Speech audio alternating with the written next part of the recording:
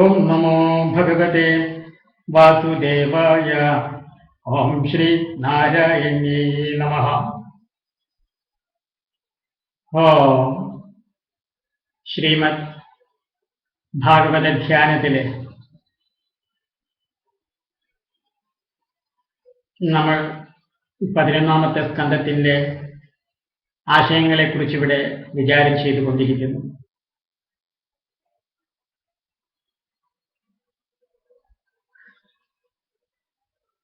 സപ്താഹ ദിവസത്തിന്റെ അവസാനത്തെ ദിവസത്തിലെ ആശയങ്ങളെക്കുറിച്ചിട്ടാണ് നമ്മൾ ആലോചിച്ചുകൊണ്ടിരിക്കുന്നത്.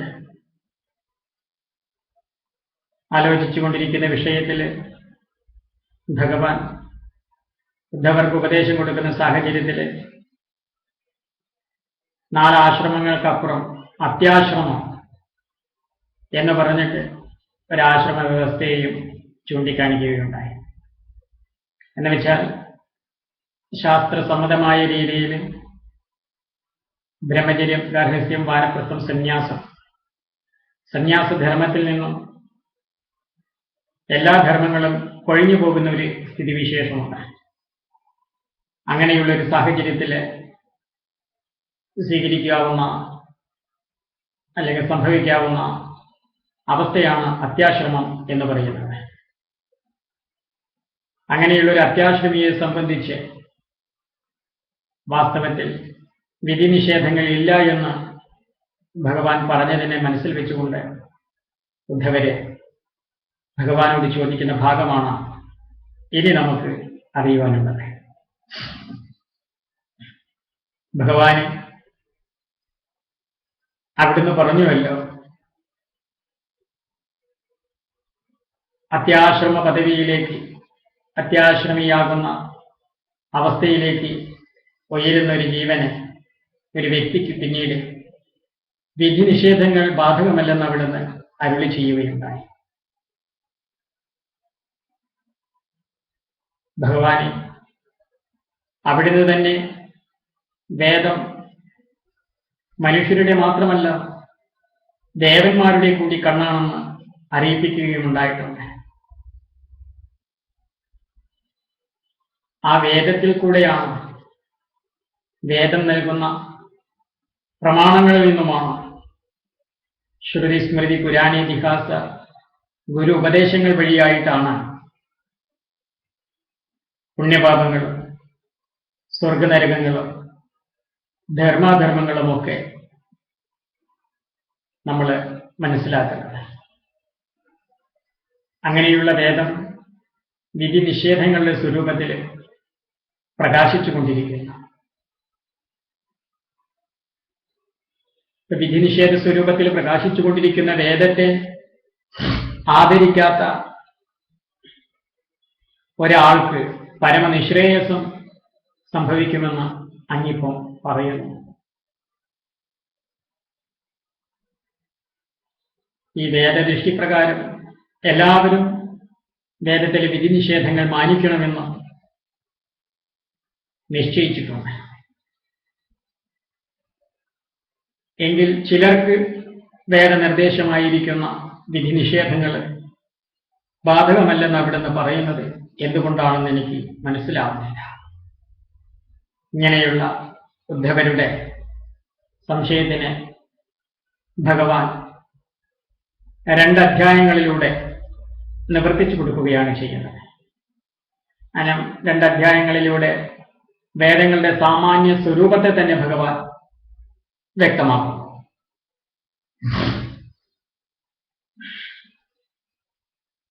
ഈ വേദം, കർമ്മം, ഉപാസന, ജ്ഞാനം, ഇങ്ങനെ 3 കാണ്ഡങ്ങളായിട്ടാണ് വേദത്തിന്റെ സ്ഥിതി. വേദം നിലനിൽക്കുന്നത് തന്നെ കർമ്മകാന്ഡം, ഉപാസനാകാന്ഡം, ജ്ഞാനകാന്ഡം എന്നീ രൂപത്തിലാണ്. ഈ കാണ്ഡത്രയത്തെയാണ് ശാസ്ത്രത്തില് കർമ്മയോഗം, ഭക്തിയോഗം, ജ്ഞാനയോഗം ഇങ്ങനെ വേർതിരിച്ച് പറഞ്ഞിരിക്കുന്നത്, നിർവചിച്ചിരിക്കുന്നത്.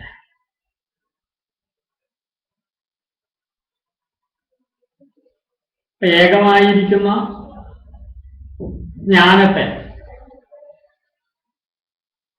3 പ്രകാരത്തിൽ രൂപീകരിച്ചതുകൊണ്ട്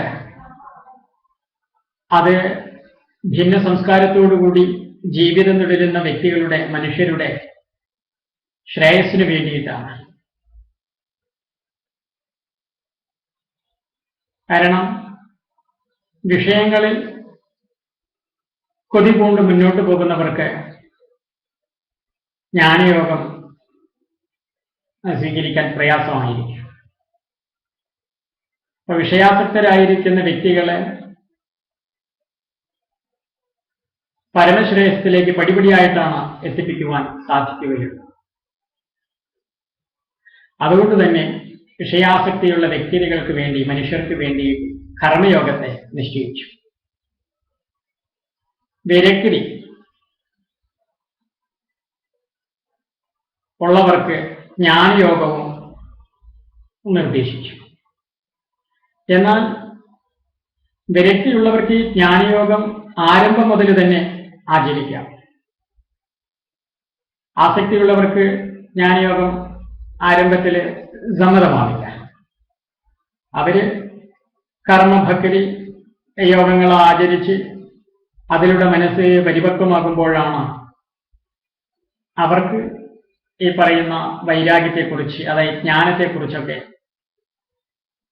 അതിൻ്റെ യഥാർത്ഥ അവബോധം ഉണ്ടാകുന്നത്. അപ്പോ ഇതിന്റെ രണ്ടിന്റെ ഇടയിൽപ്പെട്ട ഒരു കൂട്ടരുണ്ട്. അതായത്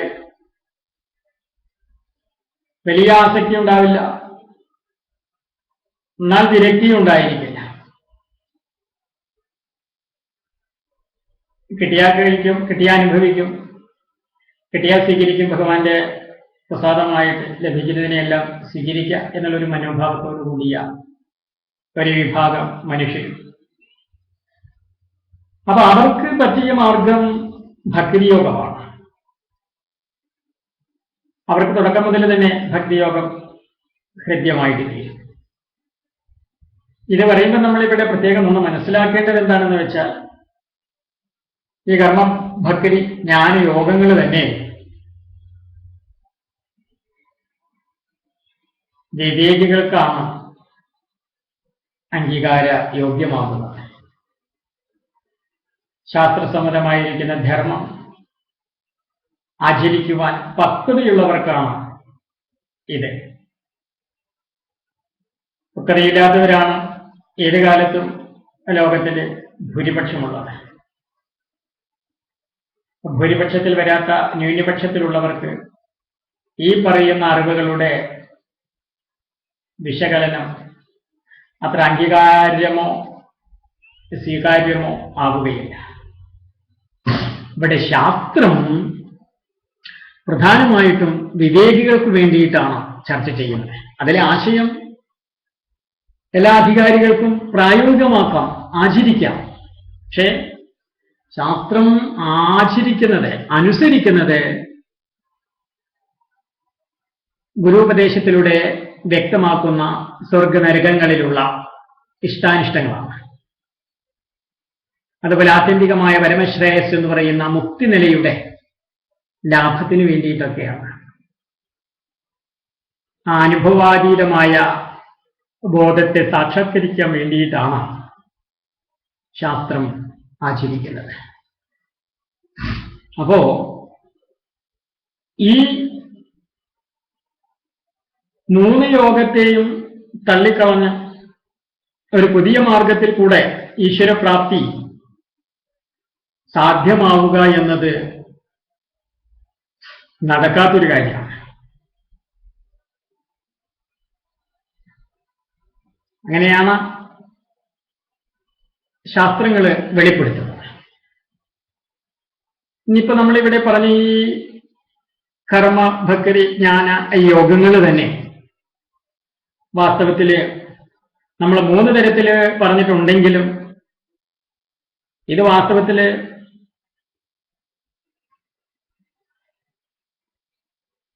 ഏതെങ്കിലും ഒരാൾക്ക് ഒന്ന് എന്നുള്ള രീതിയിലല്ല അത് വരുന്നത്.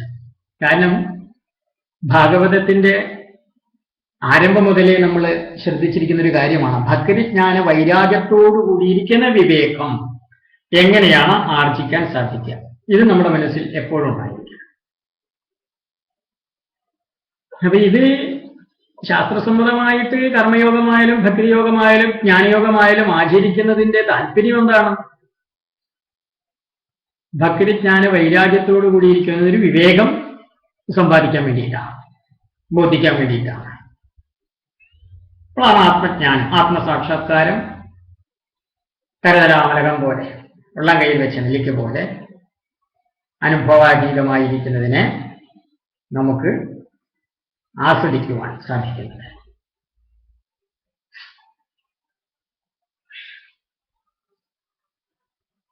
ഇവിടെ അധികാരികളിലുള്ള വ്യത്യാസം കൊണ്ടാണ് ഈ കർമ്മ ഭക്തി ജ്ഞാനയോഗത്തെ നമ്മൾ ഒന്ന് വേർതിരിച്ച് കാണിച്ചത്. കാരണം കൂടുതൽ ആഗ്രഹങ്ങളുള്ളവർ കർമ്മയോഗം ചെയ്യട്ടെ, കുറച്ച് ആഗ്രഹങ്ങളുള്ളവർ ഭക്തിയോഗം ചെയ്യട്ടെ, ഒട്ടും ആഗ്രഹമില്ലാത്തവർ ജ്ഞാനയോഗം ചെയ്യട്ടെ. ഇതാണ് ശാസ്ത്രത്തിന്റെ തെളിവ്.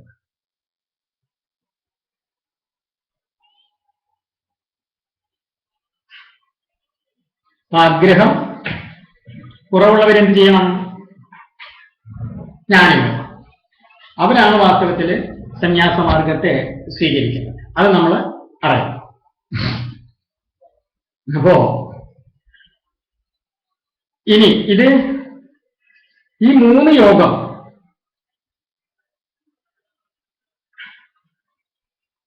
മുമുക്ഷുവായിരിക്കുന്ന ഒരാൾ അനുഷ്ഠിക്കുക തന്നെ ചെയ്യും. 3 യോഗം അനുഷ്ഠിക്കും, ഒരു യോഗം മാത്രമല്ല. എന്താ അതിന് കാരണം? അങ്ങനെ പറയുന്നത് കാരണം ശരീരം, മനസ്സ്, ബുദ്ധി, ഈ 3 ഉപകരണങ്ങളാണ് ജീവന്റെ മുഖ്യ ഉപാധി, ജീവിക്കുവാൻ ആവശ്യമായിട്ടുള്ള ഉപകരണം. ഇതിൽ ശരീരം, മനസ്സ്, ബുദ്ധി ഇവയുടെ ധർമ്മം എന്താണ്? ശരീരത്തിന്റെ ധർമ്മം കർമ്മവും, മനസ്സിന്റെ ധർമ്മം വിചാരവും, ബുദ്ധിയുടെ ധർമ്മം അറിവുമാണ്.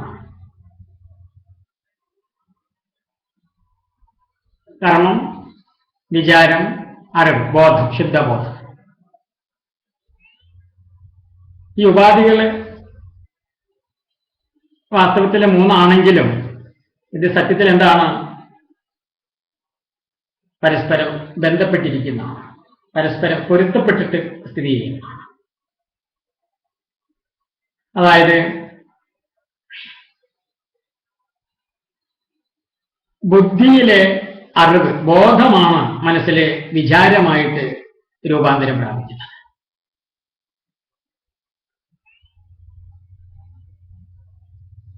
ആ വിചാരമാണ് ശരീരത്തിലൂടെ കർമ്മമായിട്ട് പുറത്തേക്ക് വിടുന്നത്. അപ്പൊ അതൊന്നും നമുക്ക് എന്ത് മനസ്സിലാക്കാം? ജ്ഞാനിയായിരിക്കുന്ന ഒരാളുടെ കർമ്മവും വിചാരവും ബോധവും ജ്ഞാനാഭിമുഖമായിരിക്കും. മറിച്ച് അജ്ഞാനിയായിരിക്കുന്ന ഒരാളുടെ കർമ്മം, വിചാരം, ബുദ്ധി, അറിവ് ഏത് തരത്തിലായിരിക്കും?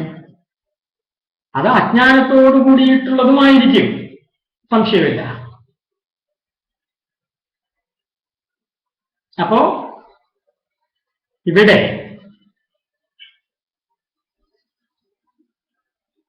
ഈ അജ്ഞനായ ആള് ജ്ഞാനിയായിട്ട് മാറും.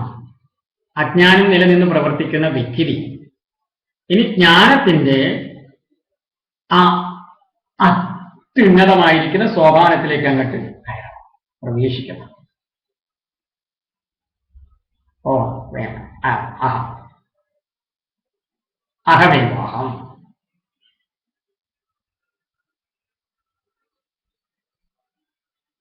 അത് ആ അറിവിലേക്ക് അങ്ങോട്ട് ഉയരണം. അപ്പോ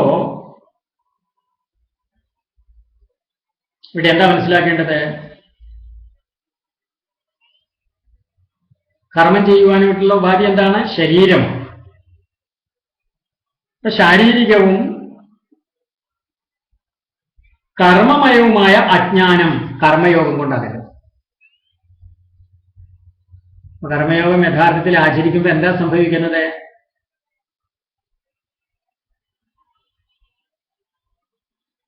ശരീരത്തിലുണ്ടാകുന്ന അമിത ആഗ്രഹങ്ങളൊക്കെ അങ്ങോട്ട് അകലും. അപ്പൊ അതുപോലെ തന്നെ ഭക്തിയോഗത്തിന്റെ രംഗം എവിടെ? ഉപാസനയുടെ രംഗം, തന്ത്രയോഗത്തിന്റെ, ഭക്തിയോഗത്തിന്റെ, മന്ത്രയോഗത്തിന്റെ രംഗം ഏതാണ്? മനസ്സാണ്. അതുകൊണ്ട് മാനസികമായ അജ്ഞാനവും ഭക്തിയോഗം കൊണ്ട് അകലും. മന്ത്രം ജപിക്കുന്നത് കൊണ്ട് ഗുരുപദേശമായിരിക്കുന്ന മൂലമന്ത്രത്തെ ശരിയായ രീതിയിൽ ശ്രവണ മനന നിധിധ്യാസനം ചെയ്യുമ്പോൾ നമ്മുടെ ഭാഗവത ധ്യാനത്തില് വ്യക്തമാക്കിക്കൊണ്ടിരിക്കുന്ന അറിവുകളെ നമ്മൾ ശരിയായ രീതിയിൽ അങ്ങോട്ട് സാക്ഷാത്കരിക്കുമ്പോൾ എന്ത് സംഭവിക്കും? ശരീരവും മനസ്സും ബുദ്ധിയും അങ്ങോട്ട് ശുദ്ധമാകും. അപ്പൊ ഭക്തിവിജ്ഞാന വൈരാഗ്യത്തോടു കൂടിയിരിക്കുന്ന വിവേകം ഉള്ള ഒരവസ്ഥയിലേക്ക് നമ്മൾ, അറിവിലേക്ക് നമ്മൾ, ബോധതലത്തിലേക്ക് നമ്മൾ ഉയരുക തന്നെ ചെയ്യും. ഇനി ജ്ഞാനത്തിന്റെ രംഗം ബുദ്ധിയാണെന്ന് കണ്ടു. അപ്പൊ ജ്ഞാനയോഗം കൊണ്ട് എന്താണ്? ബുദ്ധിപരമായ അജ്ഞാനവും അകലും. ശരീരത്തില് കർമ്മയോഗം, മനസ്സിൽ ഭക്തിയോഗം, ബുദ്ധിയിൽ ജ്ഞാനയോഗം. അപ്പോ ഇവ ഒരേ സമയം വ്യക്തിയില് പ്രകടമാകുമ്പോഴാണ്, പ്രാവർത്തികമാകുമ്പോഴാണ്, പ്രായോഗികമാകുമ്പോഴാണ് അജ്ഞാനം നീങ്ങിയിട്ട് ജ്ഞാനം പ്രകാശിക്കുന്നത്. അല്ലെ? യാതൊന്നു കാൺമതതു നാരായണ പ്രതിമ, യാതൊന്നു കേൾപ്പതതു നാരായണ ശ്രുതികൾ, യാതൊന്നു ചെയ്വതതു നാരായണാർച്ചനകൾ, യാതൊന്നതൊക്കെ ഹരി നാരായണായ നമ. അതുകൊണ്ട് ഈ 3 യോഗങ്ങൾ വാസ്തവത്തിൽ എന്താണ്? 3 കൂട്ടർക്കുള്ളതാണോ? വാസ്തവത്തിലല്ല. ഒരേ കൂട്ടർക്ക്, ഒരാളെ, ഒരു വ്യക്തിക്ക്, ഒരു മനുഷ്യനെ ഉള്ളത് തന്നെയാണ്. മനുഷ്യർക്കുള്ളതാണ്, മനുഷ്യനുള്ളതാണ്. കർമ്മവും ഭക്തി ജ്ഞാനവുമാകുന്ന 3 ധർമ്മങ്ങളും ഒരാളിൽ വാസ്തവത്തിലെ അന്യോന്യം ബന്ധപ്പെട്ടുകൊണ്ട് തന്നെയാണ് നിൽക്കുന്നത്. അജ്ഞാനദശയിലും ജ്ഞാനദശയിലും കർമ്മഭക്തി ജ്ഞാനങ്ങളെ വേർപിരിയാൻ വയ്യാത്ത നിലയിലാണ് സത്യത്തിലെ സ്ഥിതി ചെയ്യുന്നത്. പക്ഷെ രൂപങ്ങളുമാണ്. അജ്ഞാനദശയിൽ ചെയ്യുന്ന കർമ്മങ്ങളായിരിക്കില്ല ജ്ഞാനദശയിൽ ചെയ്യുന്നത്. അജ്ഞാനദശയിലുള്ള ഭക്തി ആയിരിക്കില്ല ജ്ഞാനദശയിലെ ഭക്തി. അങ്ങനെയല്ലാതെ ഈ ശരീരവും മനസ്സും ബുദ്ധിയും ഉള്ളിടത്തോളം കാലം നമ്മുടെ കർമ്മഭക്തി ജ്ഞാനങ്ങൾ വേർപിരിയാനോ അകന്നു പോകാനോ സാധ്യമല്ല. ഇത് 3 കൂടി യോജിക്കുമ്പോൾ, ചേരുമ്പോഴാണ് വാസ്തവത്തിലെ പൂർണ്ണതയുണ്ടാകുന്നത്. കർമ്മമുണ്ടോ ആ കർമ്മത്തിനേക്ക് എന്തുണ്ടായിരിക്കും? ഫലം ഉണ്ടായിരിക്കും. അല്ലേ? കൂലി, ശമ്പളം, സാലറി എന്നൊക്കെ പറയുന്നല്ലേ. കർമ്മം ചെയ്താൽ അതിന് അതിൻ്റെ ഫലം ലഭിക്കും. അപ്പൊ ഫലങ്ങളോ അത് വിഷയാത്മകങ്ങളും ഈ സംസാരത്തിന്റെ അകത്തുള്ളവയുമാണ്. അതിനെയാണ് ശാസ്ത്രം പുണ്യമെന്നും പാപമെന്നും 2ആയിട്ട് തിരിച്ചിരിക്കുന്നത്. പുണ്യകർമ്മങ്ങളുടെ ഫലമായിട്ടാണ് സുഖം ഉണ്ടാകുന്നത്. പാപകർമ്മങ്ങളുടെ ഫലമായിട്ടോ ദുഃഖമുണ്ടാകും. അപ്പൊ ആ അത്യുച്ഛങ്ങളായിരിക്കുന്ന പുണ്യകർമ്മത്തിന്റെ ഫലമായിട്ട് സ്വർഗപ്രാപ്തി, ദേവലോകപ്രാപ്തി, വൈകുണ്ഠം, കൈലാസം, മണിദ്വീപം തുടങ്ങിയിരിക്കുന്ന ആ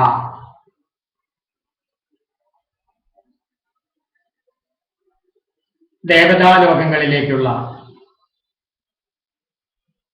പ്രവേശം ലഭിക്കും. അത് പുണ്യകർമ്മങ്ങളുടെ ഫലമാണ്. അപ്പൊ അതിനീചങ്ങളായിരിക്കുന്ന പാപകർമ്മങ്ങളുടെ ഫലം എന്തായിരിക്കും? അത് ഹീനഫലം, താഴ്ന്ന ഫലമായിരിക്കും. അതിന്റെ ഫലം നരകം.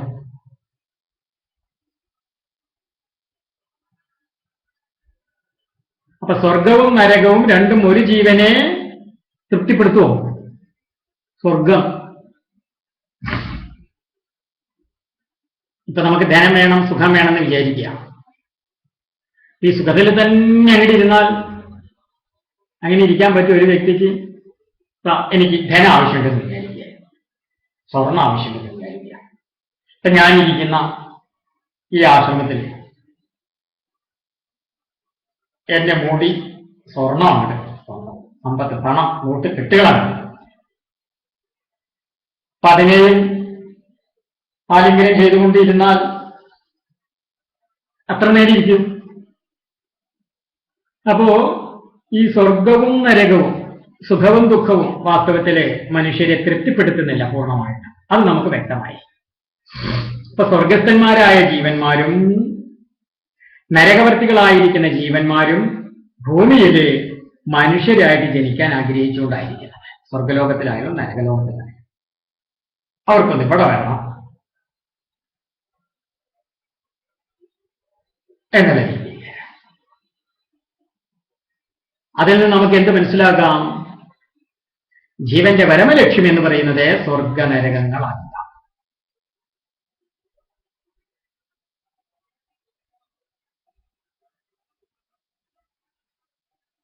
കാരണം കർമ്മം കൊണ്ട് പരമാവധി ലഭിക്കുന്നത് സ്വർഗനരകങ്ങളാണ്. അല്ലെങ്കിൽ സ്വർഗം അല്ലെങ്കിൽ നരകം.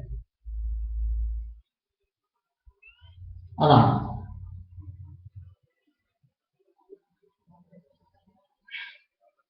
അത് രണ്ടും ജീവനെ തൃപ്തിപ്പെടുത്തുവാൻ യോഗ്യമായതുമല്ല. അതിൽ നിന്ന് നമുക്ക് എന്ത് മനസ്സിലാക്കാം? കർമ്മയോഗം അത് അപൂർണമാണ്, പൂർണ്ണമല്ല. അതുകൊണ്ട് ഒന്ന് മനസ്സിലാക്കണം, മൃത്യുഭയത്തിൽ നിന്നും രക്ഷപ്പെടാൻ പറ്റാത്ത ഏതൊന്നും അപൂർണമായതാണ്. മൃത്യോർമാ അമൃതം ഗമയ, മരണഭയത്തിൽ നിന്നും മരണാവസ്ഥയിൽ നിന്നും മോചിപ്പിക്കുവാൻ സാധിക്കാത്ത അറിവുകളും കഴിവുകളും ശാസ്ത്രദൃഷ്ടിയിൽ പൂർണ്ണമല്ല. ഇവിടെ യഥാർത്ഥ ജ്ഞാനം കൊണ്ട് എന്ത് സംഭവിക്കുന്നു? വൃത്തി നിവർത്തി, അമൃതത്വം. തമസോമാ ജ്യോതിർഗമയ അസതോമാ സദ്ഗമയ, അല്ലെ? തമസോമാ ജ്യോതിർഗമയ മൃത്യോർമാ അമൃതം ഗമയ.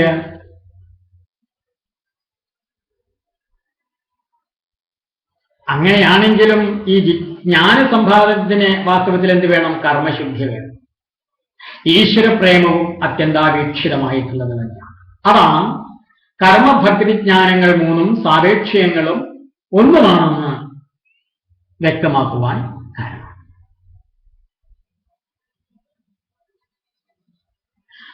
അപ്പൊ അത്യന്ത നിർമ്മലവും ഏറ്റവും സുദൃഢവുമായ ജ്ഞാനം അത് മാത്രമാണ് ഒരാളെ ഈ സംസാര ഭയത്തിൽ നിന്നും സംസാര ദുഃഖത്തിൽ നിന്നും അമൃതത്വത്തിലേക്ക്, ജ്ഞാനത്തിലേക്ക്, ബോധത്തിലേക്ക്, ആത്മസാക്ഷാത്കാരത്തിലേക്ക്, നിജാമൃത ബോധത്തിലേക്ക്, നിജസംതൃപ്തിയിലേക്ക് ഉയർത്തുന്നത്, ഉണർത്തുന്നത്. എന്നാൽ ഈ ജ്ഞാനമോ കർമ്മയോഗത്തെയും ഭക്തിയോഗത്തെയും ആശ്രയിച്ചിരിക്കുകയും ചെയ്യും. ശുദ്ധങ്ങളും നിഷ്കാമരൂപങ്ങളുമായ വൈദിക കർമ്മങ്ങളെ കൊണ്ട് ബാഹ്യാഭ്യന്തര ശുദ്ധി ഉണ്ടാകും. നിഷ്കളങ്കയും നിരുപാധികവുമായ ഭക്തി കൊണ്ട് പ്രപഞ്ച നിവൃത്തിയും വരുമ്പോഴാണ് ജ്ഞാനം. ഞാനല്ല, ഞാൻ.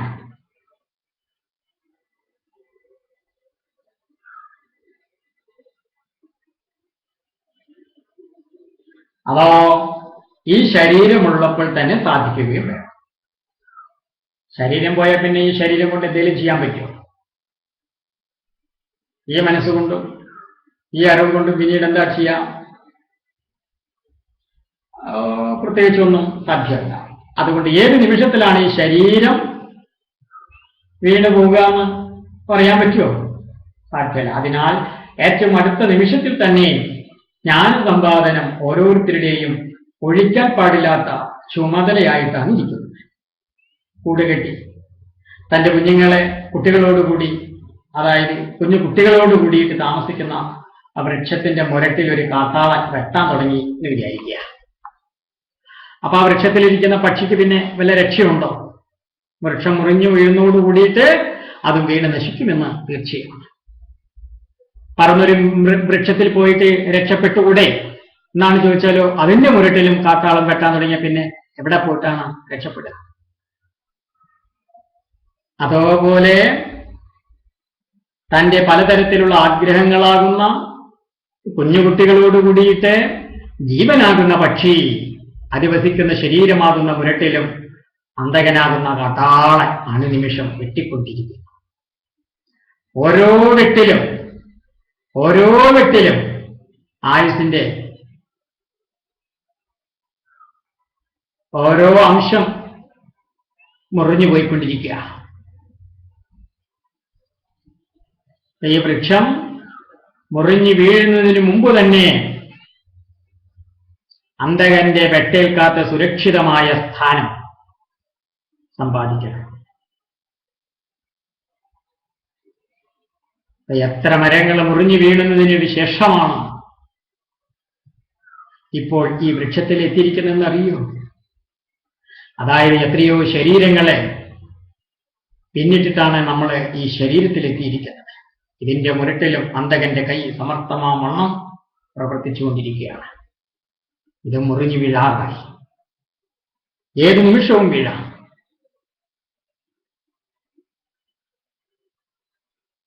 അപ്പൊ ഈ ശരീരം നശിക്കുന്നതിന് മുമ്പ് തന്നെ അന്തകന്റെ കയ്യെത്താത്ത സുരക്ഷിതമായ കൈവല്യമാകുന്ന സ്ഥാനത്തെ പ്രാപിക്കണം.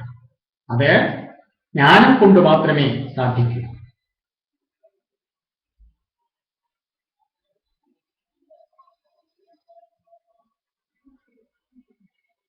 അതാണ് ഭക്തിജ്ഞാന വൈരാഗ്യത്തോടു കൂടിയിരിക്കുന്ന വിവേകം.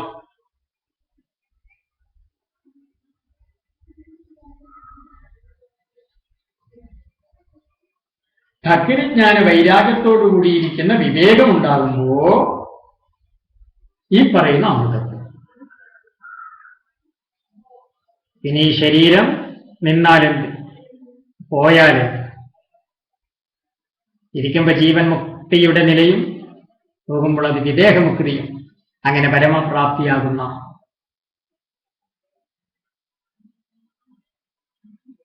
ആത്മസാക്ഷാത്കാരം ഇരിക്കുമ്പോഴും പോകുമ്പോഴും സാധ്യമാണ്. അതുകൊണ്ട് എല്ലാ ശരീരങ്ങളിലും വെച്ചിട്ട് അതീവ ശ്രേഷ്ഠവും പുണ്യഭൂയിഷ്ഠവുമായിട്ടാണ് വാസ്തവത്തില് നമുക്ക് ഈ മനുഷ്യ ശരീരത്തെ ലഭിച്ചിരിക്കുന്നത്. എത്രയോ ജന്മത്തിന്റെ തപസ്സിന്റെയും സത്കർമ്മങ്ങളുടെയും ഫലമായിട്ടാണ് നമുക്കൊരു മനുഷ്യ ശരീരം ലഭിക്കുന്നത്. കിട്ടിക്കഴിഞ്ഞ ഈ സമയത്ത് ഏറ്റവും സുലഭമായൊരു വസ്തുവാണ് മനുഷ്യ ശരീരമെന്ന് തോന്നാമെങ്കിലും,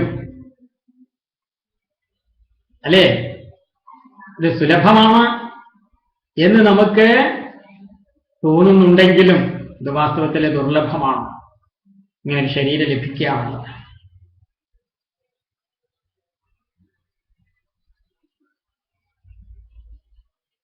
ധനം ഒരിക്കലൊരു മനുഷ്യ ശരീരം കിട്ടാൻ വേണ്ടിയിട്ട് ദേവന്മാർ പോലും പ്രാർത്ഥിച്ചുകൊണ്ടിരിക്കുക ചെയ്യുന്നത്.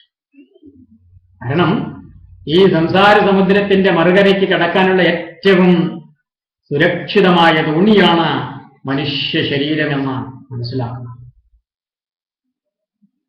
അങ്ങനെയുള്ള തോണി വിഷമം കൂടാതെ സ്വാധീനമായി തീരുകയും ഗുരുവാകുന്ന അമരക്കാരൻ, ശ്രീ ഗുരുവാകുന്ന അമരക്കാരൻ, സമ്പ്രദായ ഗുരുവാകുന്ന അമരക്കാരൻ കൊമ്പത്തിരുന്ന് തോണിയുടെ തല തെറ്റാൻ സമ്മതിക്കാതെ ശരിയായ മാർഗത്തിൽ കൂടെ നമ്മെ നയിക്കുകയാണ് ചെയ്യുന്നത്. അപ്പോഴോ ഈശ്വരാനുകൂല്യമാകുന്ന കാറ്റ് അനുകൂലമായി വീശിക്കൊണ്ടിരിക്കുകയും ചെയ്യുന്ന ഈ സന്ദർഭത്തിലും ഒരാള് കാറ്റിനനുസരിച്ച് പായ പിടിച്ച് തോണി ഓടിച്ച് അക്കരയ്ക്ക് കടക്കാൻ ശ്രമിക്കുന്നില്ലെങ്കിൽ ഇനി എപ്പോഴാണ് സാധിക്കുക? വിജ്ഞാനയജ്ഞമായ ഭാഗവത ധ്യാനം,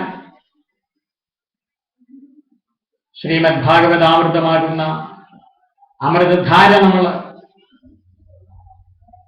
അറിയുമ്പോഴെങ്കിലും നമ്മൾ അതിനു വേണ്ടി പ്രയത്നം ചെയ്യുന്നില്ലെങ്കിൽ ആ അജ്ഞാനത്തിന്റെ കൂരിരുട്ട് എത്രമാത്രം ഘോരമാകുന്നു എന്ന് നമ്മൾ മനസ്സിലാക്കണം. അപ്പൊ മനുഷ്യജന്മവും ആസ്തിക്യ ബുദ്ധിയും സത്സംഗവും ഗുരുപസക്തിയും ശ്രവണമനന നിധ്യാസനങ്ങളും ഒത്തുചേർന്ന ഈ പുണ്യാവസരത്തിലെ ജ്ഞാനസമ്പാദനവും കൈവല്യപ്രാപ്തിയും സാധിക്കുവാൻ കഴിഞ്ഞില്ലെങ്കിൽ പിന്നീട് അതൊരിക്കലും സാധിച്ചു എന്ന് വരില്ല. അതിനാൽ ഇപ്പോൾ തന്നെ ഈ ശരീരം പോകുന്നതിന് മുമ്പ് തന്നെ അവശ്യം ജന്മസാഫല്യത്തെ പ്രാപിക്കുക തന്നെ ചെയ്യണം. തീവ്ര വൈരാഗ്യം കൊണ്ടും ആത്മാനുസന്ധാനം കൊണ്ടും മനസ്സിന്റെ വിഷയങ്ങളിൽ നിന്ന് വലിച്ചെടുത്ത്, അതായത് മനസ്സിനെ അതിൻ്റെതായിരിക്കുന്ന വിഷയങ്ങളിൽ നിന്നും വലിച്ചെടുത്ത് ആത്മാവിൽ ലയിപ്പിക്കണം. മനസ്സിന്റെ ചഞ്ചലത തന്നെയാണ് വാസ്തവത്തിൽ ഈ സംസാരം എന്ന് പറയുന്നത്. അപ്പൊ മനസ്സ് നിശ്ചലമായ പിന്നെ എന്ത് സംസാരമാണുള്ളത്? അതിനാൽ സാഹസപ്പെട്ടും മനസ്സിനെ നിശ്ചലമാക്കി വെക്കണം. തീവ്ര വൈരാഗ്യവും വിഷയങ്ങളിൽ അല്പം പോലും പ്രവൃത്തിയുമില്ലായ്മയാകുന്ന പുണ്യജീവിതം കൊണ്ട് ഇന്ദ്രിയങ്ങളും പ്രാണനും അടങ്ങും. പ്രാണനും ഇന്ദ്രിയങ്ങളും അടങ്ങുമ്പോഴോ മനസ്സും പതുക്കെ പതുക്കെ നിശ്ചലമായിട്ട് തീരും. അപ്പോൾ സത്വഗുണ സമ്പന്നയായ ബുദ്ധി കൊണ്ട് മനസ്സിനെ പതുക്കെ വിഷയങ്ങളുടെ സ്വാധീനതയിൽ നിന്ന് വിടർത്തി ആത്മാധീനമാക്കുകയും ചെയ്യാം. മനസ്സിന്റെ വിലയം തന്നെയാണ് യോഗം കൊണ്ട് സാധിക്കേണ്ടത്. അപ്പൊ യോഗം മാത്രമല്ല, സാംഖ്യ സിദ്ധാന്ത പ്രകാരം തത്വനിരൂപണവും യമനിയമങ്ങളും ശമദമങ്ങളും എന്നു വേണ്ട എല്ലാ അനുഷ്ഠാനങ്ങളും വാസ്തവത്തിലെ മനസ്സിനെ ലയിപ്പിക്കാൻ വേണ്ടി മാത്രമുള്ളവയാണ്. മനസ്സ് തന്നെയാണ് ഈ അജ്ഞാനം, സംസാരം. അതടങ്ങിയാൽ പിന്നെ സംസാരവും ഇല്ല. അതുകൊണ്ട് പ്രമാദം കൂടാതെ മനസ്സിന്റെ വിലയം വരെ യോഗസാധനയിൽ കൂടെ മുന്നോട്ട് പോകാൻ കഴിയുന്ന സാധകർക്ക് വളരെ വേഗത്തിൽ ആത്മസാക്ഷാത്കാരം സാധിക്കും. സാധനകളില് ദൃഢത വന്നിട്ടുള്ള ഒരാൾക്ക് പ്രമാദം പറ്റാനിടയില്ല. ഇനിയിപ്പോ അഥവാ പ്രാരബ്ധവശാൽ വല്ല പ്രമാദവും പറ്റുന്നു എന്നിരിക്കട്ടെ, അതും യോഗശക്തിയാൽ തന്നെ, ജ്ഞാനശക്തിയാൽ തന്നെ ദഹിച്ചു പോകും. എങ്കിലും പരമാവധി പ്രമാദം സംഭവിക്കാതിരിക്കാൻ ശ്രദ്ധിക്കണം. മായക്ക് ഏത് നിമിഷവും കടന്നു വരാം. അതുകൊണ്ട് ഇവിടെ ഗുരു ഉപദേശിച്ചിരിക്കുന്ന മൂലമന്ത്രത്തെ ജപിച്ചും രൂപധ്യാനത്തെ ചെയ്തും ഇത് ചെയ്യണം. നമ്മളാ ഈശ്വരനെ അറിയുവാൻ വേണ്ടിയിട്ട് വിവേകത്തോടുകൂടിയിരിക്കുന്ന ഭക്തിവിജ്ഞാന വൈരാഗ്യങ്ങളെ ആർജിക്കുക തന്നെ ചെയ്യണം. ഒരാളിവിടെ സ്വീകരിക്കുന്നതും വളർത്തുന്നതും എങ്ങനെയാ? വാസനയ്ക്ക് അനുരൂപമായിരിക്കുന്ന ഒരു സാധനയാണ്. അപ്പോ നമ്മൾ ഈ യാദൃശ്ചികമായിട്ട് ഭഗവൻ മഹിമകളെ ശ്രീ ഗുരുമുഖത്തിൽ നിന്ന് കേൾക്കുമ്പോൾ ഭഗവാനിൽ എന്തുണ്ടാവുന്നു? പ്രേമവും വിശ്വാസവും ഉണ്ടാവും. അങ്ങനെ ഉണ്ടാകുന്ന ഒരാള് ഭക്തി സാധനയിലൂടെ മുന്നോട്ട് പോകണം. ഈശ്വരനിൽ പ്രേമവും വിശ്വാസവും വരുമ്പോഴോ ഈ ലോക വിഷയങ്ങളെ ദുഃഖസ്വരൂപങ്ങളാണെന്നും അവയിലുള്ള ആഗ്രഹം തന്നെ അധപതിപ്പിച്ചുകൊണ്ടിരിക്കുന്നുവെന്നും ബോധ്യമാവും. അപ്പോഴോ താനെ വൈരാഗ്യം. വൈരാഗ്യത്തോടും ഭക്തിവിശ്വാസങ്ങളോടും കൂടി ഭക്തി സാധനങ്ങളെ വേണ്ടതുപോലെ ചെയ്യുന്ന സാധകരുടെ ചിത്തത്തിലോ കാലം കൊണ്ട് ഈശ്വര സ്വരൂപം പ്രകാശിക്കുക. ഈശ്വര സ്വരൂപം ചിത്തത്തിൽ പ്രകാശിച്ചു കഴിഞ്ഞാലോ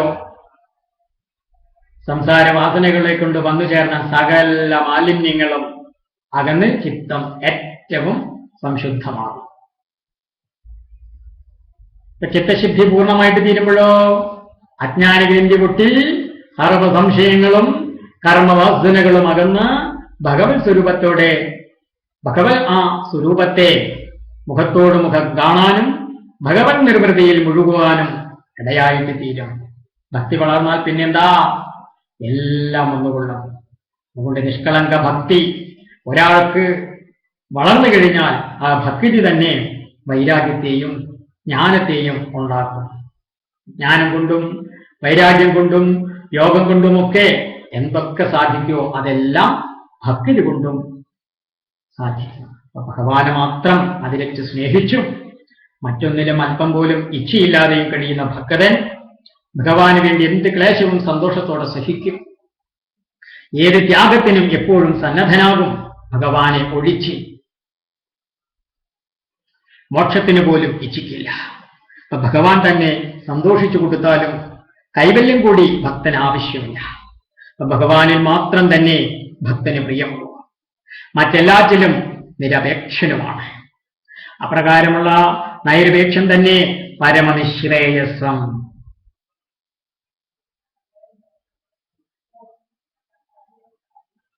പ്രായേണ നിരപേക്ഷന്മാരായ വിരക്തന്മാരിൽ യഥാർത്ഥ ഭക്തി വളർന്ന് വികസിക്കുകയും ചെയ്യും. ഭക്തി വർദ്ധിച്ചു കഴിഞ്ഞാലോ ഗുണദോഷ ബുദ്ധി തന്നെ ഇല്ലാതെയാകും. അത് നല്ലത്, ഇത് ചീത്ത, ഇത് ധർമ്മം, അധർമ്മം. അപ്പൊ അങ്ങനെ ഭഗവാന്റെ മഹിമയല്ലാതെ ഈശ്വര മഹിമയല്ലാതെ സർവം കല്ലിതമേവാഹം നാണ്യഭക്തി സനാതനം എന്ന അവബോധം അങ്ങനെ ഉയരും.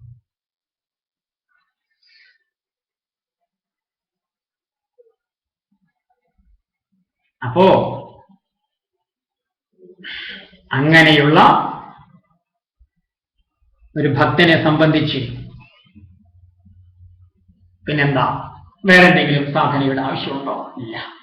അതുകൊണ്ട് കർമ്മ ഭക്തി ജ്ഞാനങ്ങളാകുന്ന യോഗത്രയത്തിൽ ഒന്നിനെപ്പോലും സ്വീകരിക്കാതെ ഇന്ദ്രിയാധീനന്മാരും വിഷയാലുക്കളുമായി കഴിയുന്ന പ്രാകൃതന്മാര് സംസാരത്തിൽ ഉച്ചനീചങ്ങളായ പല യോനികളിലും ജനിച്ചും മരിച്ചും തന്നെ തപ്പിക്കാൻ ഇടയായിട്ട് തീരുകയാണ്. വർണ്ണാശ്രമങ്ങളിൽ അവരവർക്കുള്ള സ്ഥാനങ്ങളെ തിരിച്ചറിഞ്ഞ് ആയതിന്റെ ധർമ്മങ്ങളെ ചോദ്യം ചെയ്യാതെ ആചരിക്കുകയാണ് ഒരാളുടെ ഒന്നാമത്തെ ചുമതലയെന്ന് ശ്രുതി ബോധ്യപ്പെടുത്തുന്നു.